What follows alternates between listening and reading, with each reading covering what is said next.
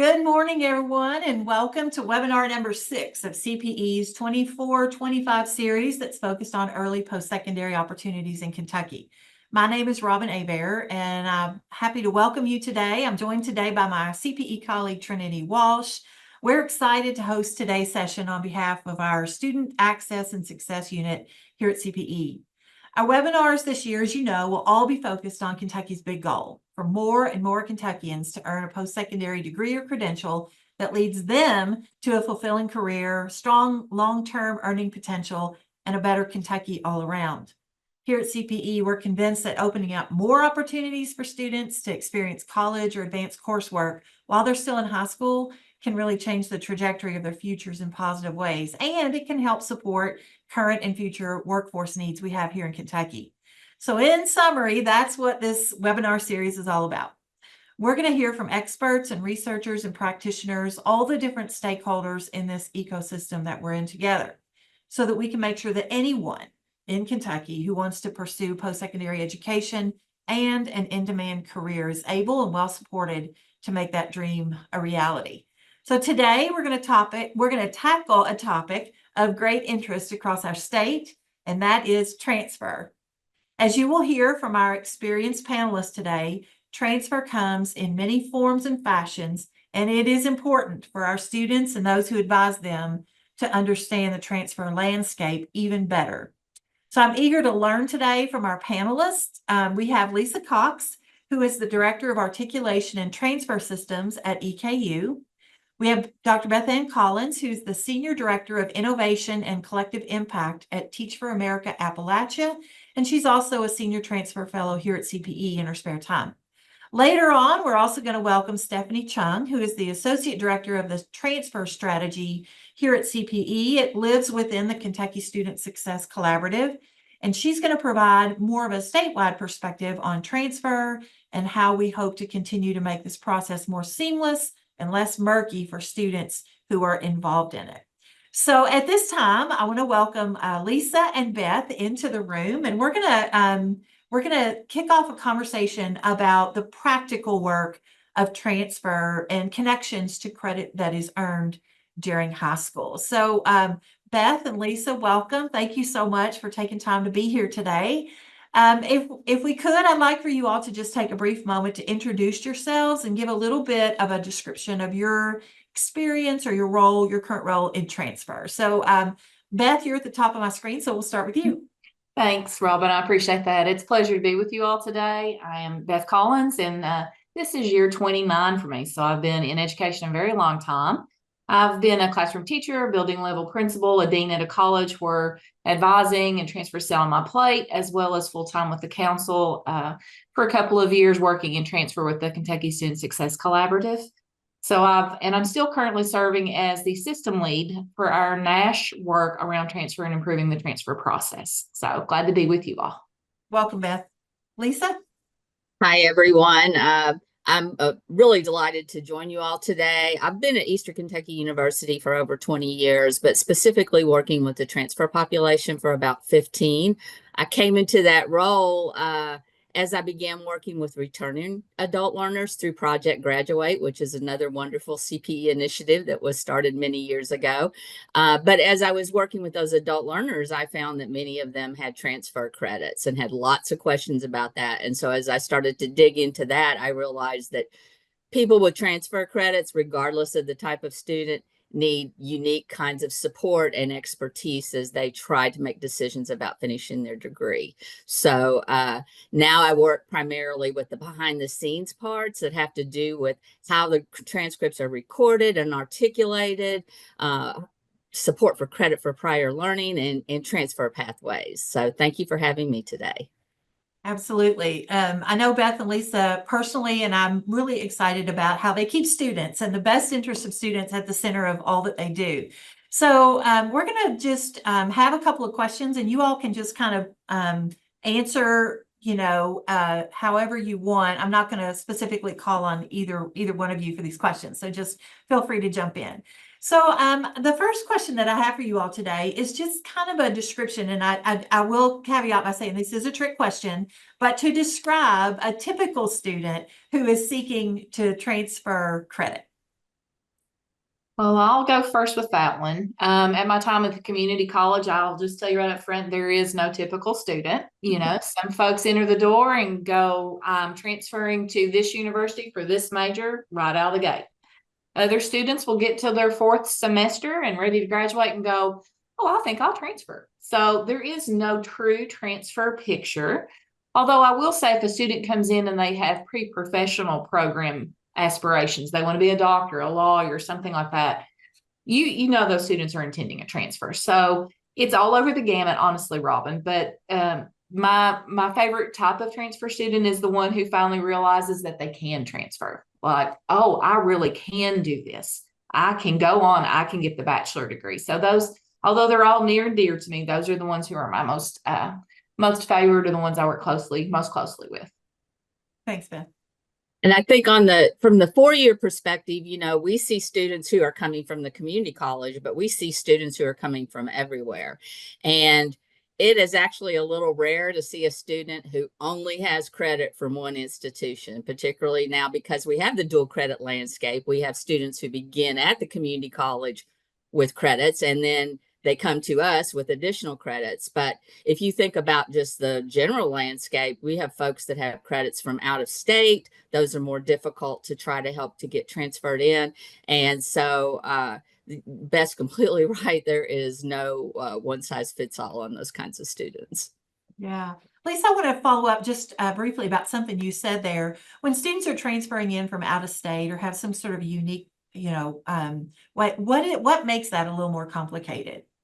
Well, you know, we have some policy here in the state with the GETA, so the statewide transfer agreement, where you know, largely if the student has taken a course that's a general education at one course, we're going to be able to count it in the same area at the receiving institution. And so behind the scenes, we have those courses tagged in our transfer equivalency system, and it's a more seamless for students. If a student transferred to us from somewhere in Indiana and they took an art class that we don't actually teach at EKU, but it was an art class at the community college, we can allow it to count in that area, but we need to be aware of that, and we need to do some extra work to make that happen so it's not as seamless for those students. Yeah. Okay. So you're saying when students transfer in Kentucky, they can sort of know in advance how things are going to transfer because of the transfer policy and agreements that we have. But when they're coming in from out of state, it's not necessarily a seamless matchup. Is that? And I would also say that that's really just the public state institutions. So for the private institutions, we don't have a similar agreement. So but we do see more credits like that. So we just have more of that built already. Yeah, you have a lot of experience in that. All right. So so when you all know a lot about the behind the scenes and how credits transfer, but I hear all the time that maybe students and their families don't really know what they need to know about transfer. So what are some of the most important things that you have seen in your experience that students don't know about transfer? I think when you're right out of the gate is going to be the difference in the cost of tuition, the difference in the social emotional adjustment of being from a classroom size of maybe 25 to a classroom size of maybe 200, 150. There's a lot of social and emotional adjustment that is not always conveyed, but kind of expected, that you can't really get your arms around it till you're in the moment. The difference in studying habits too. You know, you may have an entry-level course that you're spending 2 to 3 hours a week on, compared to when you go to a major university, you may have a course that requires you to have 4 or 5 hours of study time a week, depending on the content, you know, the curriculum. So I feel like there's a lot of those nuanced pieces that parents sometimes don't have a clear picture of, or the transfer student themselves don't have a clear picture of. And also too, I think a lot about students who are now maybe in an Associate of Applied Science wanting to transfer, compared to the traditional AA and AS coursework, which are more gen ed focused. And so having earlier engagement with the receiving institution and their faculty and the transfer process to make sure you're meeting your financial aid deadlines, you're getting all the scholarship help you can get, that your course sequencing is appropriate so that when you get to your receiving institution, you're right on track.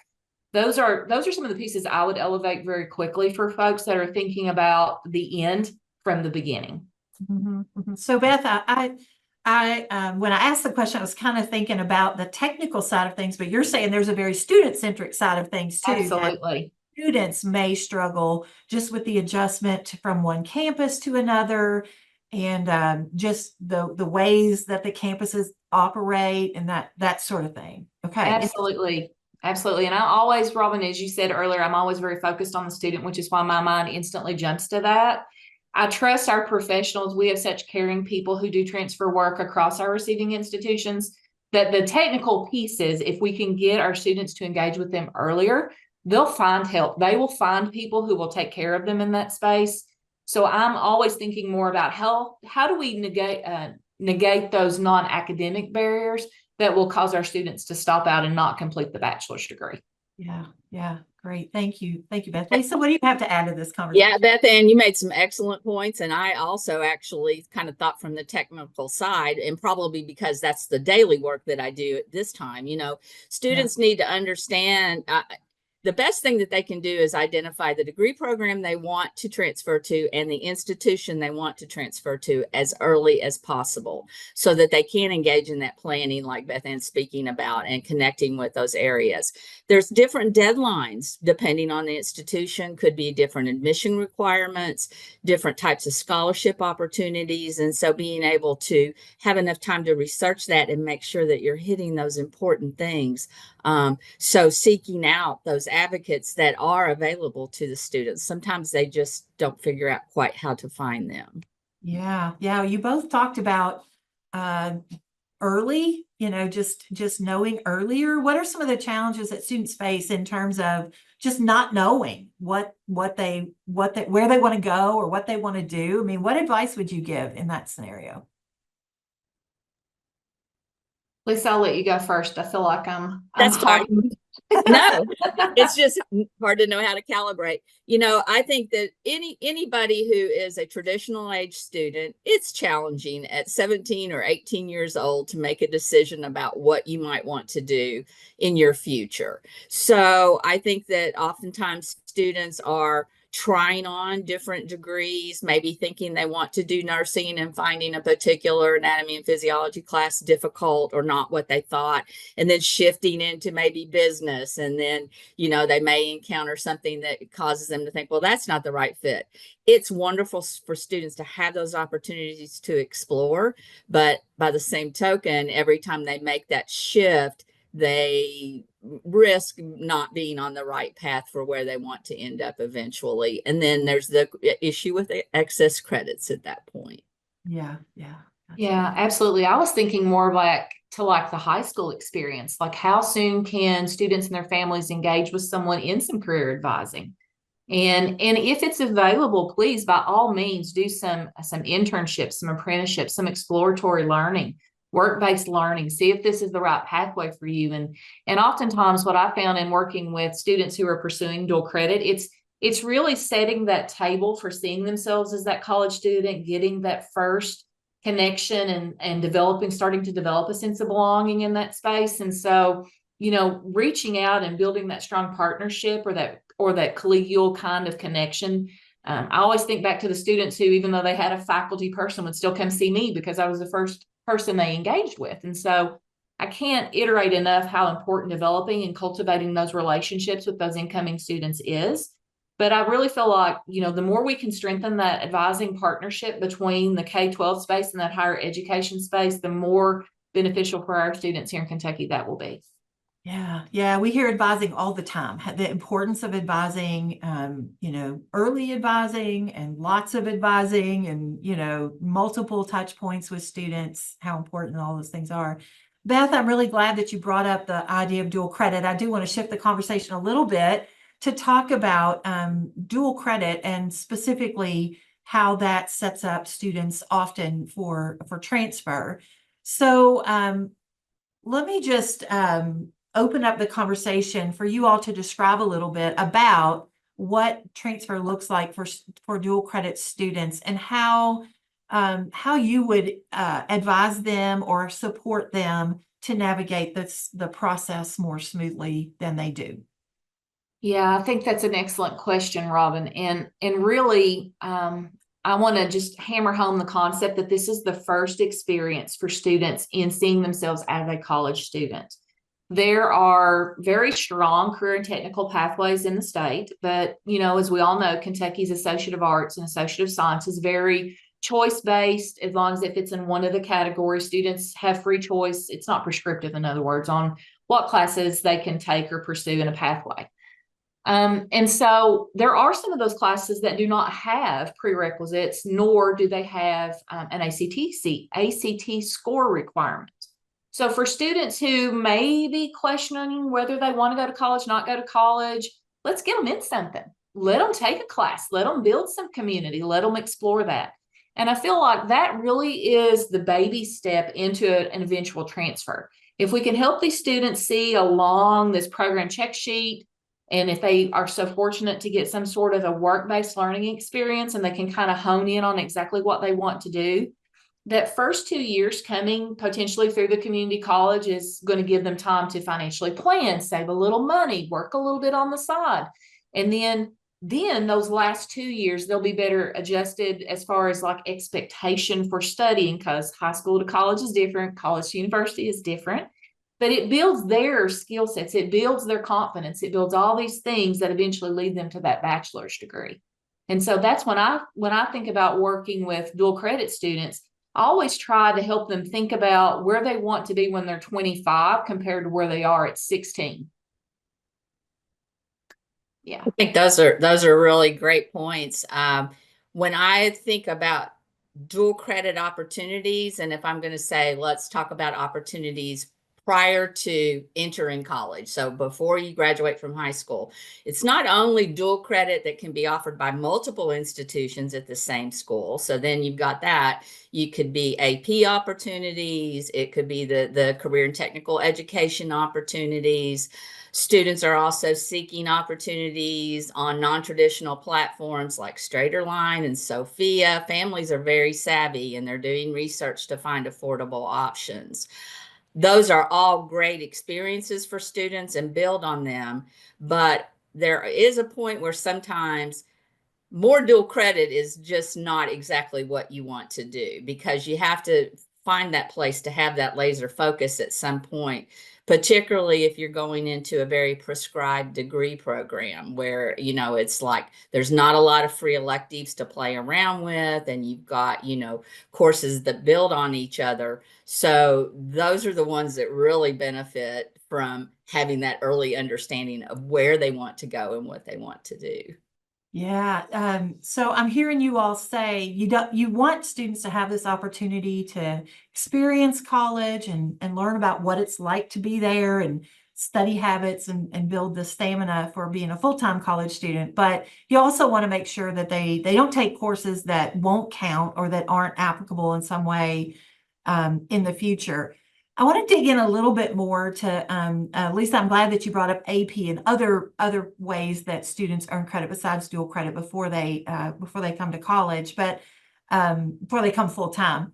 But I wanted to ask how you would recommend like helping students understand. And we hear people say all the time, well, I have this student who has credit from multiple institutions or from multiple places. They're coming in as a freshman. They don't even know that this credit is coming from other places. They might not even be aware that they are a transfer student. So, so how do you think that we could collaborate better on the post-secondary and high school sides to help students understand, you know, like where they are and what they need to do in order to make all of those credits mean something and apply somewhere? I think that one of the ideas out there that's been floated is some sort of a general dual credit transcript that could be shared among institutions. You know, I don't think that families understand that, yes, you have to send official documents from each of the sources where that dual credit or prior learning was earned. Yes. And so for a student that is a first-time freshman, meaning that they're beginning at the institution for the first time post high school, we'll admit them without all of those documents, but they need to send us those documents if they want to get the credit for that. And that needs to come in a timely manner, because advising and registration for the upcoming term begins sometimes in, very early in May or something for students. And if the institution doesn't have the full picture, then we may inadvertently advise them to take a course that they didn't necessarily need to take. So, having access to know that you've got to hit those different places, and then understanding that when you take dual credit, you earn a grade. And so that is part of your academic profile at an institution. So that's your GPA that you're going to have and carry with you. Whereas like AP, you take the test, if you pass it, you get the score, but it's just credit. There's no GPA impact. So those decisions are very important. One thing that they also get confused about is, if you're in high school, you could do dual credit and you could earn an associate's degree. But the first institution you start at, you are starting as a first-time freshman. You just have transferable credit. But the reason that's important is that first-time freshmen are generally the best scholarship opportunities for students. So I think that's something that families want to take into consideration too. Where I want to land in the right place first time if I possibly can. But there are good transfer scholarships. They just won't be quite at the level of what you'd get as a freshman. That's a really good point. Important for students who are trying to minimize the amount of money that they're spending. Okay, Beth, anything to add there? No, I thought that was excellent. Okay, wow. All right, awesome. Well, at this time, I'm going to invite Stephanie Chung into the room with us. Stephanie is the Associate Director for the statewide transfer strategy here at CPE. And she is going to share with us a little bit more about the statewide perspective on, like, okay, we know that institution by institution, the work that Beth and Lisa do, you're trying to figure out how to help students transfer in and out from your individual institutions. Stephanie's going to talk a little bit about what we're doing from a state perspective for the whole system. So Stephanie, welcome. If you want to go ahead and just give a brief introduction to your work here at CPE, like Beth and Lisa did at the beginning. Sure. Thank you so much, Robin. Good morning, everybody. It's nice to not see you today, but it's nice to meet you all and to see lots of, a couple familiar, but many also new names. And the reason I say that is because I myself am new to CPE. I joined the team in October of 2024, so I'm just about a few months in. And prior to CPE, I was also working in higher ed, albeit in my hometown in the lovely Toronto, Ontario in Canada. So not too far away, but I did relocate to Kentucky with my husband, and I'm very humbled to work with many lovely colleagues at CPE. Right now, I am the Associate Director of the Transfer Strategy here, and so I do want to thank all of you who may be working closely with transfer students or who may have just joined the call out of curiosity. I hope that I can shed some light on some current statewide trends and some statewide initiatives in case you're also looking to stay in touch with these initiatives or to get more involved. So thank you so much to Robin and Trinity for inviting Beth, Lisa, and I to chat a little bit more today. Did you want me to do my overview now? Yeah, we'd love to hear from you about the components that are included in the state strategy that's related to transfer and kind of what that means. I know that Lisa and Beth are both really involved in this work as well, and maybe some other people who are joined with us today. So yeah, let's go ahead and hear a little more about the state's transfer strategy. Thank you so much. Well, as folks may know, CPE in Kentucky has a long history of working in transfer. While I myself may be new to Kentucky and different folks have different lengths of time and history working with transfer, during my onboarding to the team, a colleague was walking me through the transfer history, and I think it dated back to the 1970s, maybe even before that. So I wanted to start by acknowledging really this long history and interest in articulating credit and the value of credit mobility and what this means for Kentucky as a Commonwealth, Kentucky's economy, for the quality of life of Kentuckians. And I do find that history very encouraging to know that there has been interest and momentum. Now, in more recent history, folks may be aware of the Kentucky Transfer Strategy.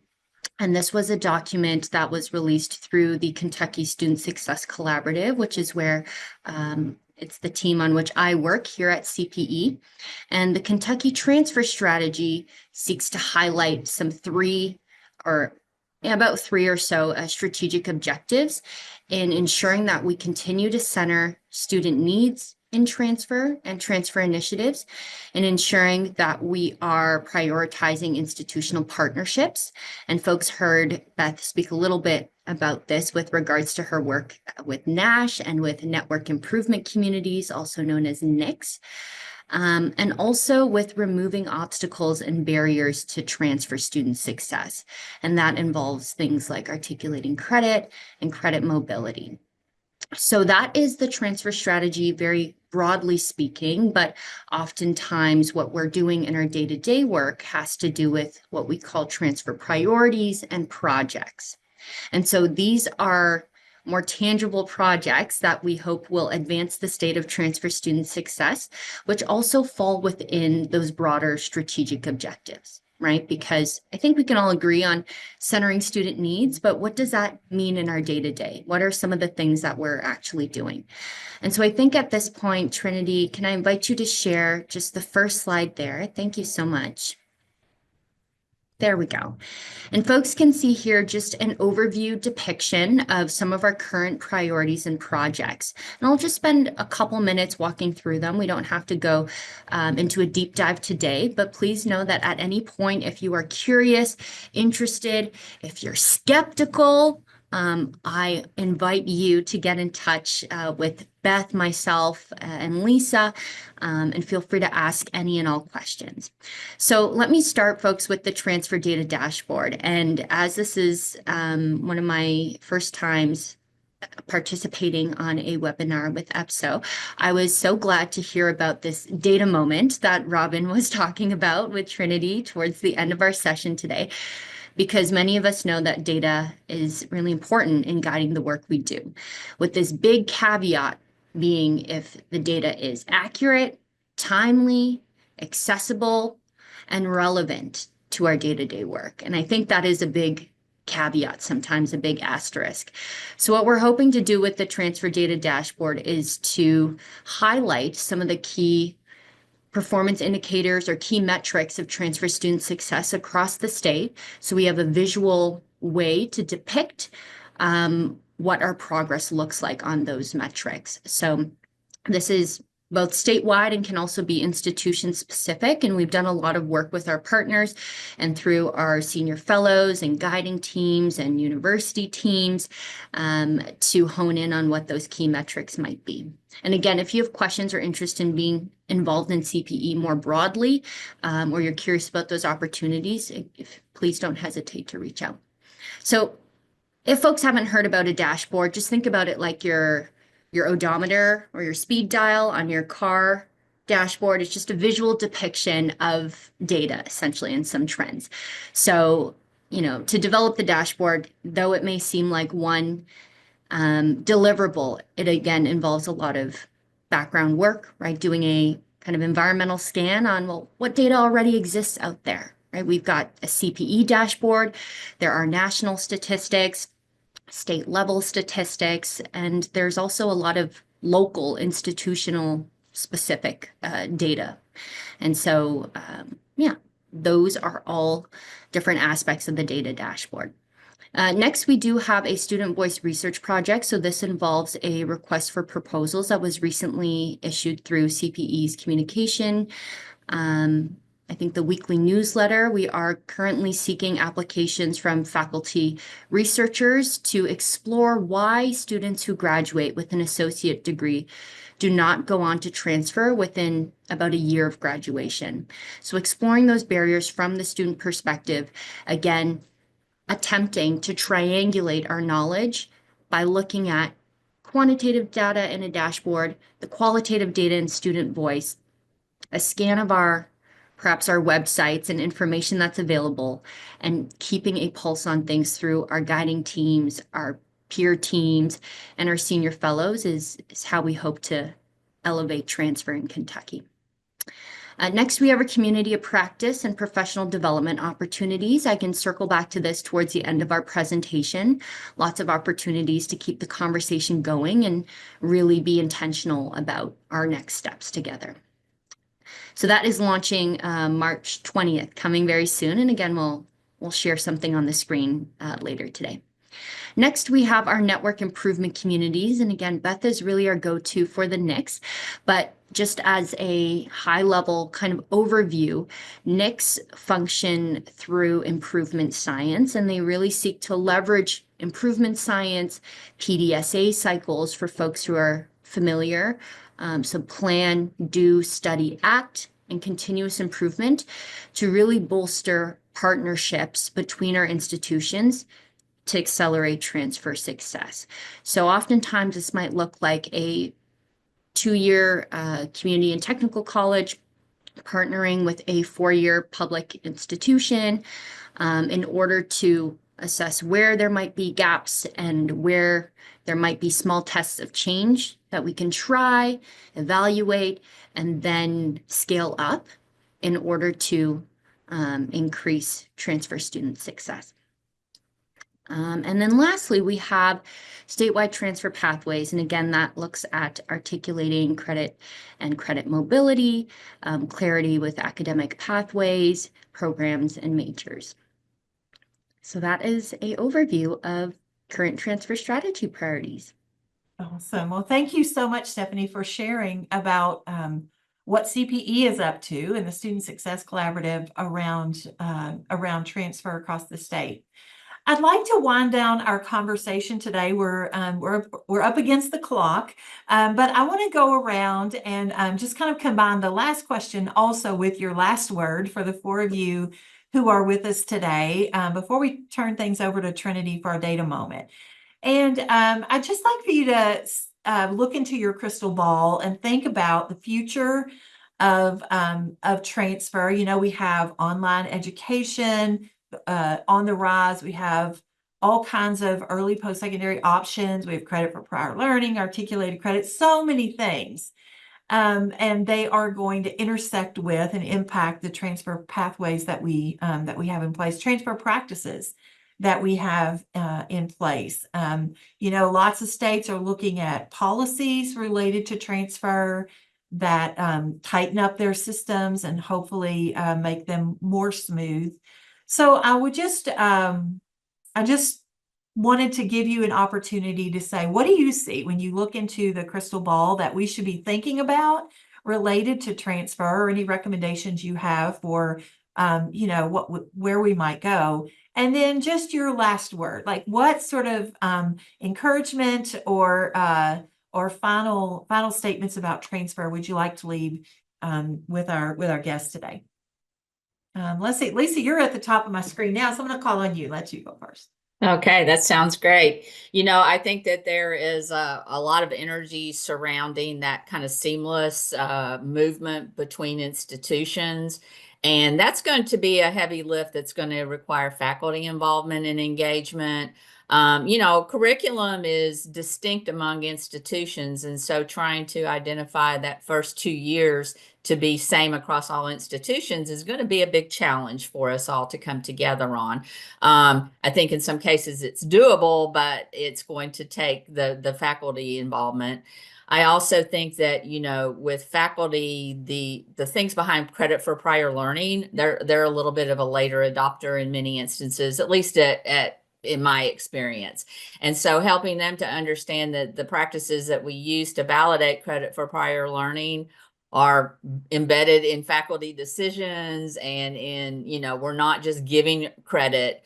Students are earning that credit based on those experiences that they've had. And so really being able to, you know, elevate that and even transfer that work among institutions is going to be something we need to be prepared for. Yeah.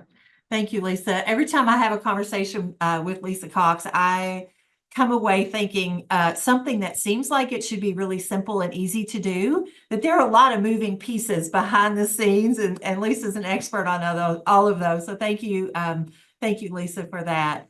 Stephanie, you're next on my screen, so I'm gonna call on you now. Thanks so much, Robin.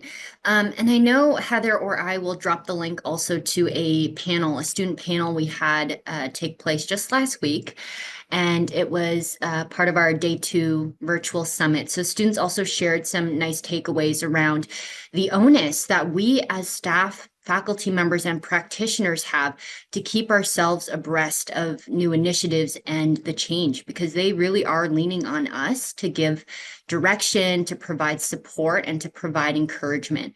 So it's great to hear students have that sense of trust in us. And I think, again, it's a reminder to be good stewards of that trust.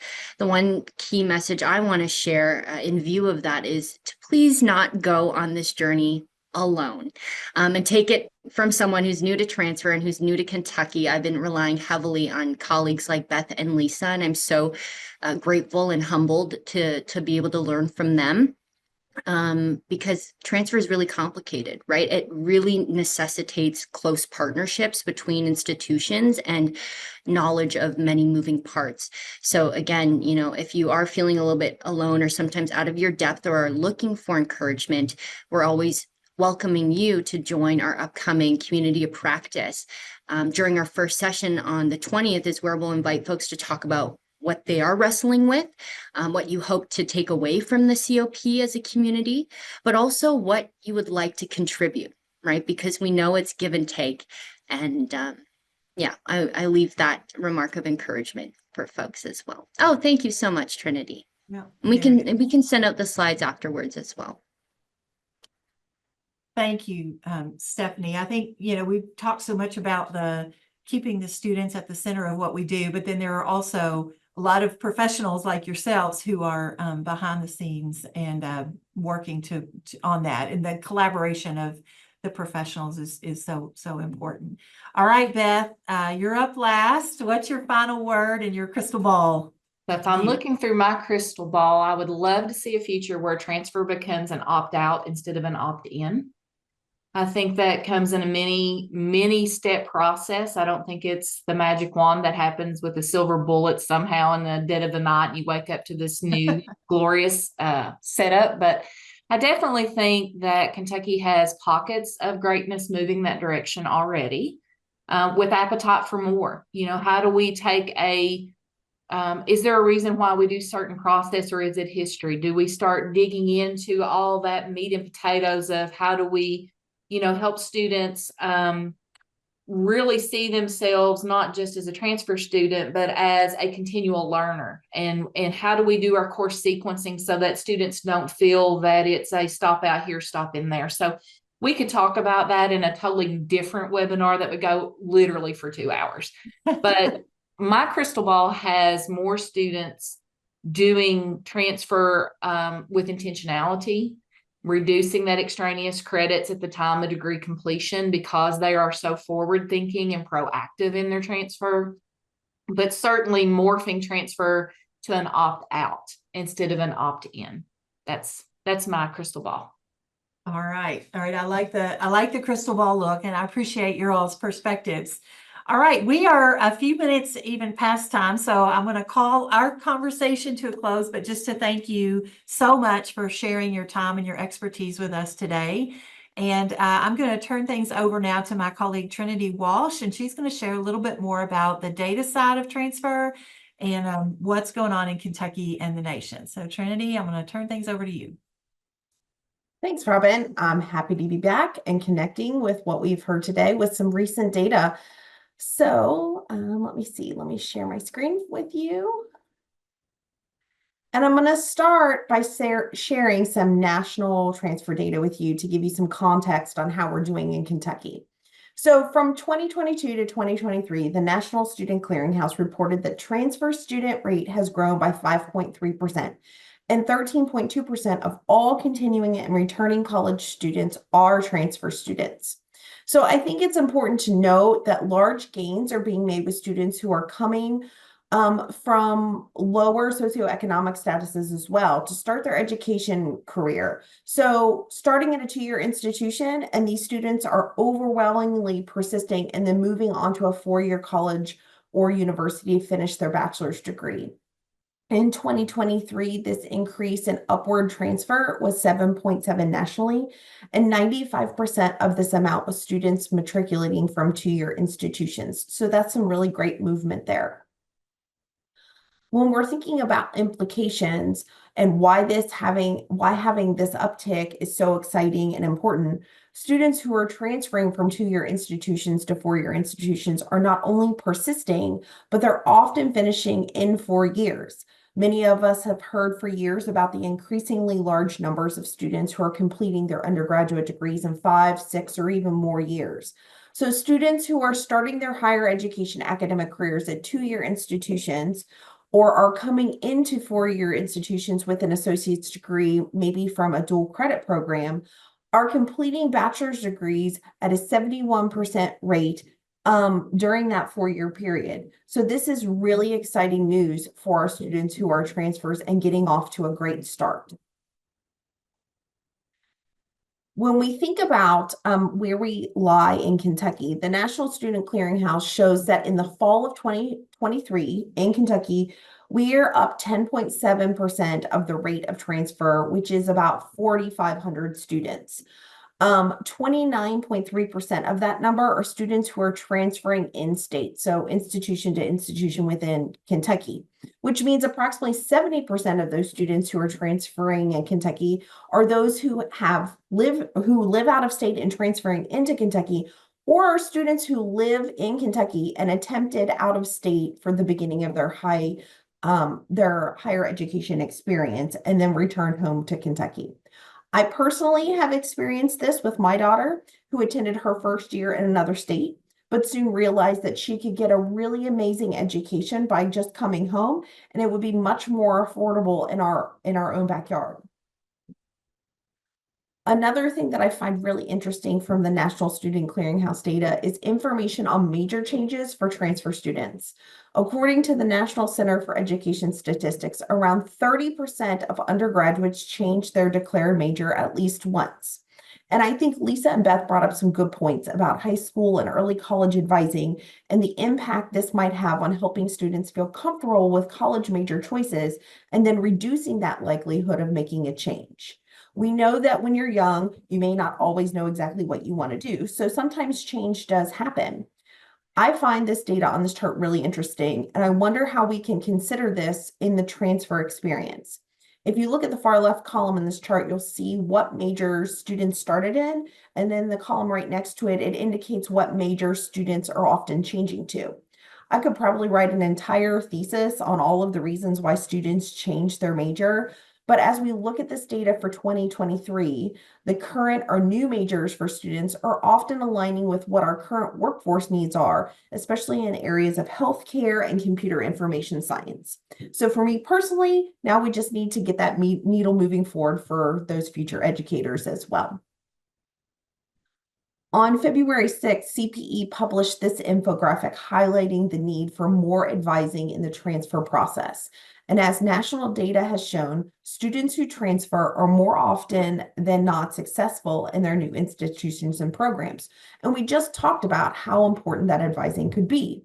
I know that providing some of these intentional touch points may be difficult with staffing, but I would encourage post-secondary institutions to consider what impact transfer students could have on your campus environment.